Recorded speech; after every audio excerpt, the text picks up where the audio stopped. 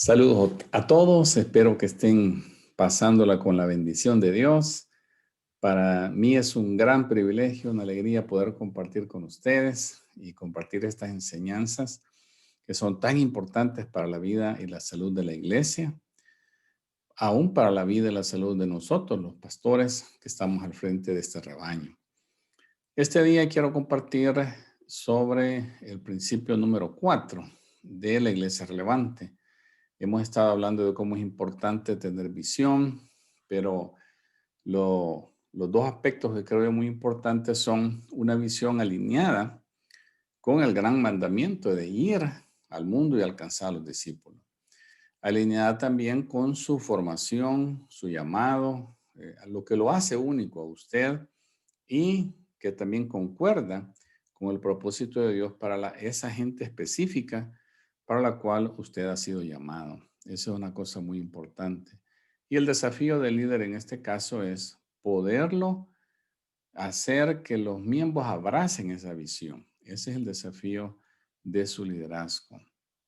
Ahora quiero compartir con ustedes, vamos a compartir la pantalla para poderles compartir la enseñanza de hoy.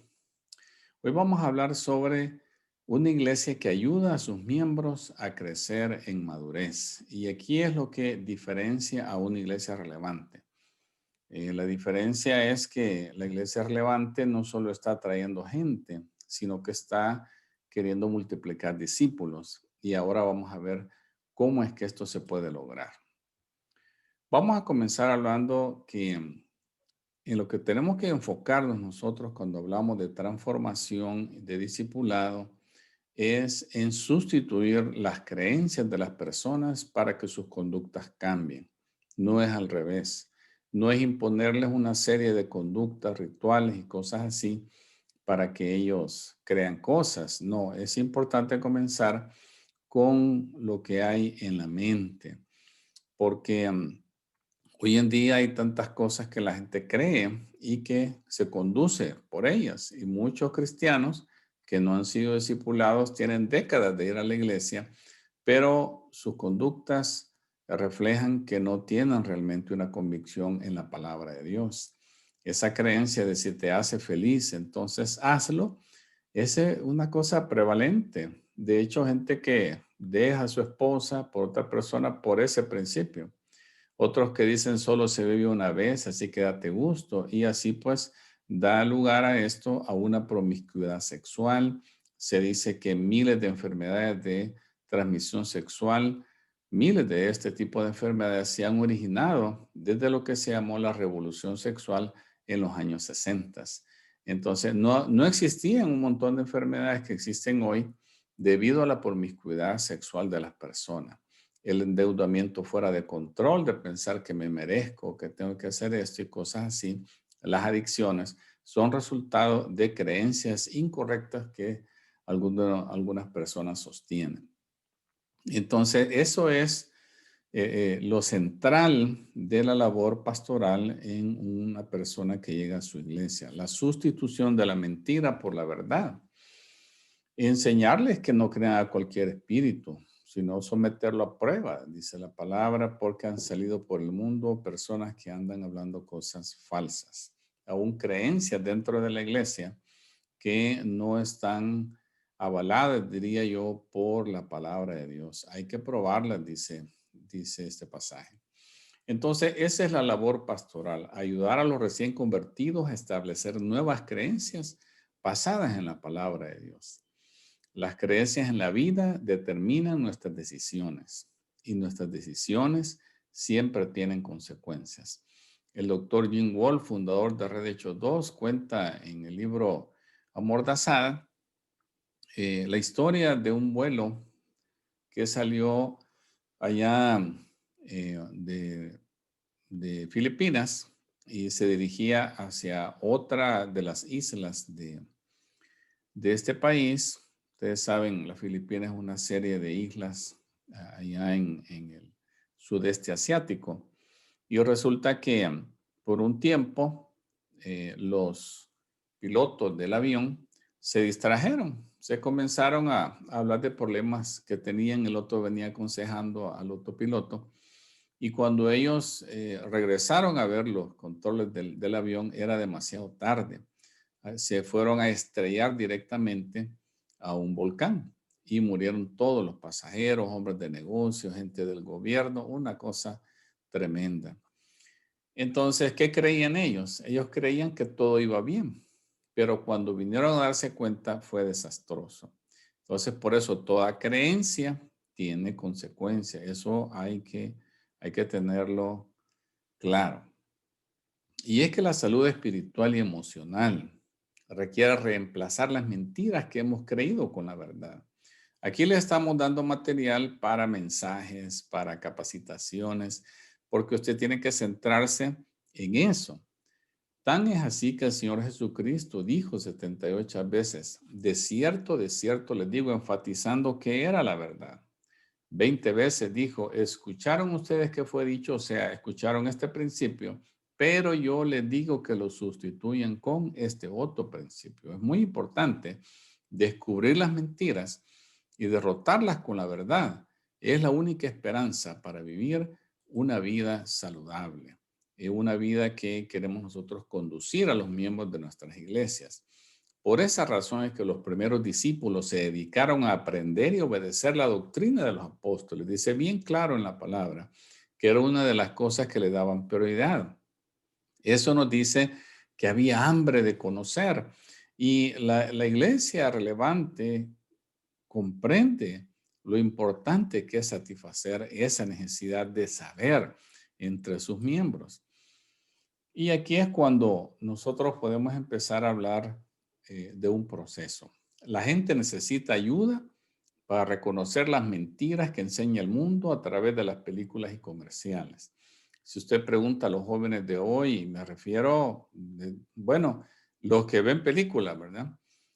Sobre temas que la palabra de Dios claramente dice que es pecado, que le alejan de Dios, que le van a llevar a la destrucción, como por ejemplo homosexualismo, lesbianismo, el robo, el obedecer a los padres, cosas así. Ustedes van a ver que las películas enseñan todo lo contrario, porque claro, ¿verdad? Satanás que está detrás de todo eso. Y me refiero a las películas de Hollywood, ¿verdad? Estas películas que no tienen principios cristianos, porque hay buenas películas que enseñan buenas cosas, pero obviamente no están hechas en Hollywood. Hollywood le da 90% de basura para darle más quizás 99% de basura para enseñarle 1% de un principio moral, pero ya le contaminó completamente a la persona. Así que la gente necesita ayuda para identificarla, la mentira, para reemplazarla con la verdad de la palabra de Dios. Y por favor, quiero enfatizar que no estoy hablando de reemplazar las contradicciones religiosas. La gente no necesita aprender a hablar evangélico, a vestirse como evangélico, solamente ir al culto para luego no saber cómo vivir. Eso no estamos cumpliendo la labor cuando nos conformamos a solamente hacer cultos y a imponer tradiciones religiosas sin satisfacer la necesidad que tiene la gente de de descubrir la mentira y sustituirla por la verdad.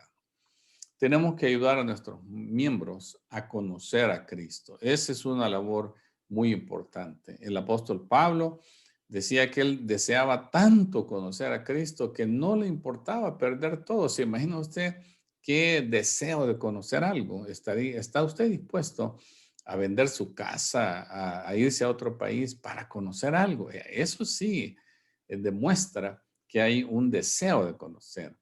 Entonces, hay que entender que usted puede decir, yo conozco a Cristo, pero que tanto le conoce, como que yo diga que conozco a mi vecino porque lo veo que sale en las mañanas y a veces de casualidad lo conozco, lo veo, pero yo no sé cómo se llama, no sé sus gustos, no sé su manera de pensar. Lo conozco así, ¿verdad? Entonces, igualmente con Jesucristo, mucha gente lo conoce de lejos, ¿verdad? Pero no conocen una profundidad en el Señor. ¿Cuánto conocen al Señor? Esa es nuestra labor de conducir a nuestros miembros a esa dimensión. Ayudando a conocer a Cristo por medio de la renovación de la mente es lo que Pablo nos dice en Romanos, ¿verdad? Que no nos amoldemos al mundo, sino que nos transformemos mediante la renovación de nuestro entendimiento, es decir, de nuestra mente. La renovación significa cambiar lo viejo y traer las cosas nuevas. A veces hay que demoler todo, ¿verdad? Para renovar algo. Entonces, aquí pues esto nos da idea que si Romanos 12 lo pudiéramos parafrasear, ustedes saben que parafrasear significa volver a recitar el texto bíblico de una manera actual que usted lo pueda comprender. Entonces, con la idea de que renovar la mente o renovar significa cambiar lo viejo por lo nuevo, pudiéramos decir, no siga haciendo decisiones en su vida basándose en las creencias centrales que el mundo le ha enseñado. Eso es lo viejo, ¿verdad? Desarrolla las creencias centrales bíblicas y vívalas. Eso es lo nuevo. Solo entonces usted será capaz de discernir los propósitos de Dios para su vida. De nuevo, entonces, se trata de reemplazar las ideas viejas, o sea, las mentiras, con las ideas nuevas, que es la verdad de la palabra. Así va a suceder la transformación de la mente. Solamente que necesitamos el poder de Dios operando para que esto suceda. Aquí les quiero hablar de cómo la palabra de Dios se necesita acompañar de 3 dominios del aprendizaje. El primer dominio es el afectivo. El segundo dominio es el cognitivo, que tiene que ver con la mente, y el tercer dominio es el psicomotor, con la acción de que la persona tiene que hacer aplicando ese conocimiento. Es decir, cuando nosotros, y aquí ya vamos entrando, hermanos, en materia sobre cómo producir mensajes, capacitaciones y cómo producir transformación en las personas. En primer lugar, usted tiene que saber que la gente aprende cuando siente la necesidad de aprender. Entonces el ambiente en que estamos es bien importante. Dice Rick Warren que algunas personas cambian cuando ven la luz, ¿verdad? Pero la mayoría de nosotros cambiamos hasta que sentimos el calor, dice. O sea, es bien importante tener un ambiente adecuado para que la gente pueda recibir esa palabra. El cognitivo es qué es lo que qué es lo que usted le quiere enseñar a las personas. Jesús dijo, y conoceréis la verdad, y la verdad os hará libre. Y el psicomotor tiene que ver con crear ambientes inspiradores para enseñar las verdades bíblicas, donde ellos puedan también ponerlas en práctica. Entonces, un ambiente para la enseñanza que lleve a querer cambiar la verdad de la palabra que usted ha estructurado para que la gente lo pueda entender, y una implicación. ¿Qué voy a hacer? Ahí vamos ya entrando en algo que nosotros podemos trabajar, un plan de capacitación en la congregación. Entonces, qué importante poder tener ambientes para promover el cambio. ¿Cómo podemos diseñar sistemas de iglesia que atiendan los 3 dominios del aprendizaje? Hay que crear un ambiente para cada dominio. Por ejemplo, para el dominio afectivo, un ambiente en la iglesia es la inspiración, servicios atractivos. Y aquí, hermano, es bien interesante. Yo veo cómo yo felicito a los pastores que ponen cuidado para que cuando las personas entren a la iglesia tengan una buena experiencia visual, sensorial. Es decir, desde que van llegando a la iglesia hay una recepción adecuada.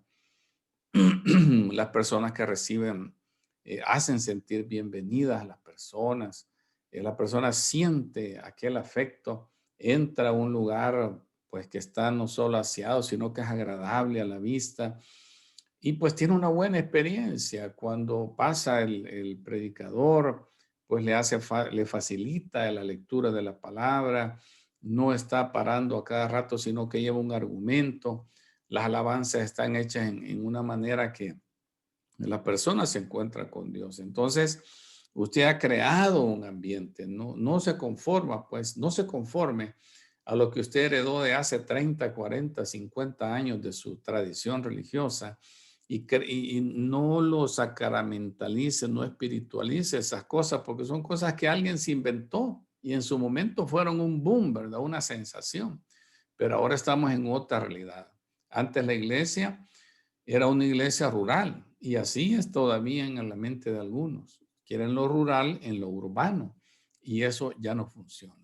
Entonces, piense usted en los tres dominios del aprendizaje, el afectivo, ¿cómo puedo tener servicios atractivos? El psicomotor, servicios atractivos para todos, no solo para los evangélicos o los miembros de la iglesia. Tiene usted que estar abierto a que la gente se sienta bien en su reunión. No estoy hablando de hacer discotecas, iglesias o cosas así. No hay necesidad de eso. El sentirse bien, la gente sabe que va a la iglesia, entonces tiene que ser una experiencia así, espiritual buena, ¿verdad? Pero muy agradable. Entonces el aspecto psicomotor es qué voy a hacer yo con lo que voy a recibir, una aplicación. El doctor Wall sugiere que los grupos pequeños son una buena manera de poderlo hacer. Ahí puede servir la gente y está actuando, poniendo en práctica el principio de amor al prójimo. Y lo cognitivo es la educación, el camino al crecimiento. Ya vamos entrando entonces a el material que nosotros queremos compartir con las personas. Entonces, el dominio afectivo, en este sentido, su objetivo es crear ambientes más eficaces para atraer a personas que están alejadas de Dios. Hay que aceptar que entre toda esa gente que va a llegar ahí, muchos van a llegar a curiosear y a consumir espiritualmente. Un consumidor espiritual es el que quiere que le den todo y él no da nada, ¿verdad? Ese es el tipo de persona religiosa que tenemos hoy en día en las iglesias. Pero está bien, no podemos nosotros cerrarle la puerta a las personas. En medio de todas esas personas, como dice el Señor, van a llegar personas que quieren comprometerse, verdaderos seguidores. Entonces, mientras más gente tenga usted ahí que sabe que no puede estarle cerrando la puerta a las personas, usted sabe que entre todas esas personas que van a llegar ahí, van a llegar gente que se va a comprometer. Esto lo digo para que usted comprenda cómo es la dinámica de una iglesia grande. Una iglesia grande en asistencia, ¿verdad? Uno, como algunos que no logramos tener grandes asistencias, criticamos a las iglesias que tienen miles de personas y siempre les hallamos un defecto. Pero también debemos admirar que hay gente que se compromete. La iglesia relevante sabe que eso va a suceder y se prepara para capacitar a la persona. En el dominio afectivo es cómo crear ambientes atractivos, no solo en el culto, sino todos los ambientes de reuniones de la iglesia. El objetivo es proveer una verdad bíblica relevante y práctica que se aplique a la vida diaria para que se pueda recibir con facilidad. Esto es la cosa, que el que llega ahí lo pueda recibir. Se pone música que a la gente que no se congrega le resulta interesante. Usar videos, comedias, uso de redes sociales, uso de la tecnología, proyectar las letras de las canciones, explicar los términos teológicos y presentar los personajes bíblicos que se usan en el mensaje. Predicamos sobre personajes bíblicos y asumimos que la gente sabe quién era el rey David, quién era Saúl, quién era José, quién era Jacob, etcétera, etcétera. Pensamos que la gente sabe. No debemos asumir eso. Debemos presentar los mensajes en una manera accesible a cualquiera que quiera llegar a escucharlo. Con eso en mente, le invito a que usted prepare sus ambientes de manera que sean atractivos.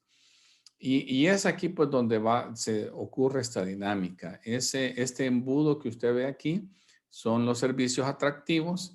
La gente llega a todo, ¿verdad? Los hermanos y también gente que quiere ir, se siente atraída. Y la gente que quiere compromiso o que quiere crecer se pasa a los grupos pequeños, porque de ahí es donde surge la invitación para que más gente alejada de Dios pueda llegar a los servicios atractivos. Esa es la dinámica que estamos compartiendo. La preparación de los miembros sucede en los grupos pequeños. Ya abordando el dominio psicomotor. Los grupos pequeños no son clases de escuela dominical, hay que recordar eso.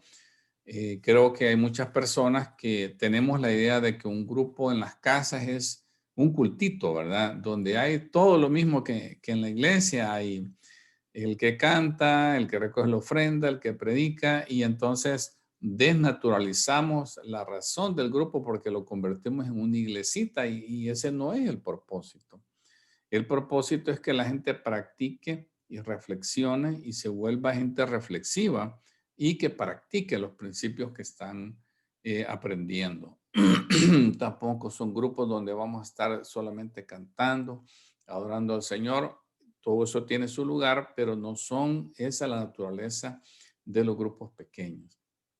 Son grupos que usados de manera correcta son poderosísimos por esa intimidad en que los grupos se desarrollan y si la iglesia, el líder les está impulsando a desarrollar habilidades de evangelismo, de discipulado, de servicio.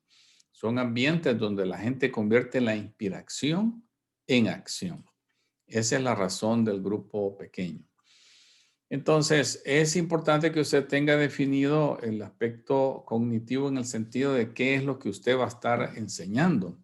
El objetivo es ayudar a las personas a desarrollar un conjunto de creencias centrales bíblicas, un conjunto que es como un sistema de capacitación en el cual usted está poco a poco enseñando a las personas para pasarlos desde personas que no saben nada de la palabra hasta personas que tienen una comprensión bíblica y madura de Dios y de la persona, del ser humano, del mundo, de todas las cosas con las que tenemos que tener una buena y correcta comprensión.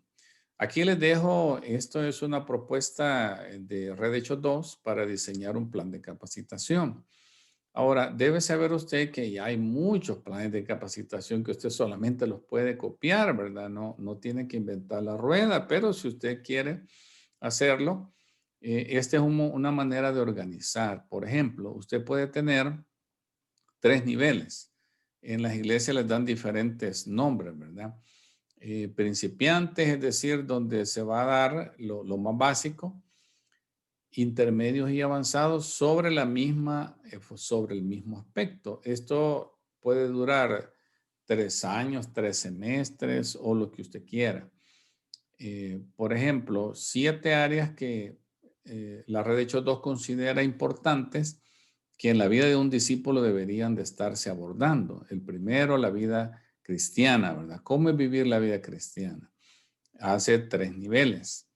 Luego, la Biblia. El primer nivel comienza con cómo se usa la Biblia, ¿verdad? ¿Qué es la Biblia?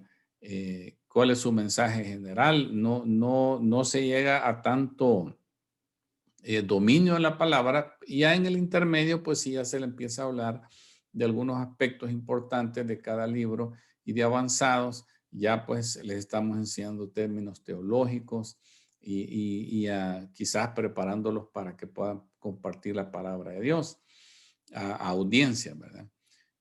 Quién es el Padre, quién es el Hijo, quién es el Espíritu Santo, preparar esas enseñanzas, en la guerra espiritual que hacemos bien en enseñar a la gente que necesita estar preparada, lista para vencer el ataque de las tinieblas. Y finalmente, un aspecto que todo cristiano deberíamos de manejar es el compartir nuestra fe con otras personas. Entonces, esta es una manera en que usted puede estructurar el plan de capacitación de su iglesia y tomar el tiempo que sea más adecuado. Recuerde que todo este material se lo podemos hacer accesible si usted lo solicita. Entonces, llegamos al final de la enseñanza y ahora pasamos a la parte de las preguntas de discusión. Los encargados van a hacer los grupos para que cada persona pueda tener un tiempo de discusión. Confío que todo este material le ha sido de bendición y los dejo entonces. Sigamos adelante. Bendiciones.